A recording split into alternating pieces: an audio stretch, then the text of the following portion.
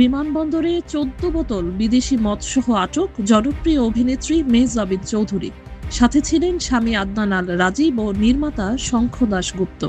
কিন্তু রহস্যজনক কারণে কোনো মামলা ছাড়াই পেয়ে গেলেন মুক্তি।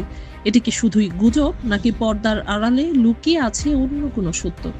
দীর্ঘ নীরবতা ভেঙে আজ মুখ খুললেন মেহজাবিন। কি বললেন এই অভিনেত্রী? জানতে দেখুন পুরো প্রতিবেদন। শাহজালাল আন্তর্জাতিক বিমানবন্দরে ১৪ বোতল বিদেশি মদসহ অভিনেত্রী মেহজাবিন চৌধুরী ও তার সঙ্গীদের আটকের খবর নিয়ে নেট দুনিয়ায় তোলপাড় শুরু হয়েছে। অভিযোগ উঠেছে, বেআইনিভাবে মদ বহন করলেও কাস্টমসের রহস্যজনক হস্তক্ষেপে কোনো মামলা ছাড়াই ছাড়া পেয়েছেন তারা। তবে মেহজাবিনের দাবি, তাকে উদ্দেশ্য প্রণোদিতভাবে টার্গেট করা হচ্ছে। ঘটনার সূত্রপাত গত ১৭ আগস্ট।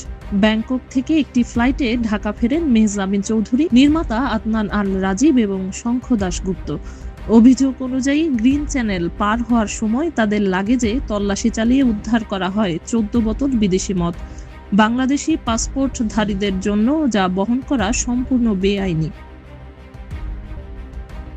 এমনকি নেওয়া হয়নি কোনো মুচলেকাও। এই ঘটনা জানাজানি হতেই গতকাল থেকে সামাজিক যোগাযোগ মাধ্যমে শুরু হয় সমালোচনার ঝড়। এদিকে এই বিতর্ক নিয়ে সরাসরি কথা না বললেও আজ সকালে নিজের ভেরিফাইড ফেসবুক পেজে একটি দীর্ঘ পোস্ট দিয়েছেন মেহজাবিন চৌধুরী। সেখানে তিনি দাবি করেন, ক্যারিয়ারের এ পর্যায়ে তাকে হেনস্থা করার জন্য একটি চক্র কাজ করছে। মেহজাবিন লিখেছেন, কিছুদিন ধরে আমাকে নানা বিষয়ে টার্গেট করা হচ্ছে।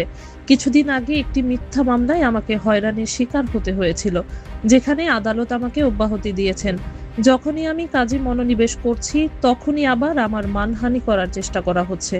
তিনি আরও আক্ষেপ করে বলেন, নারীরাই আজকাল সহজ টার্গেট হচ্ছে।